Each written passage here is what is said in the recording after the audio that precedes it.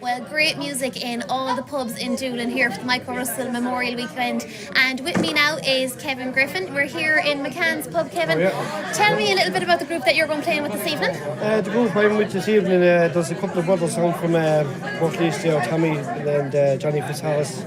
There'll be another couple of people in tonight playing with us as well.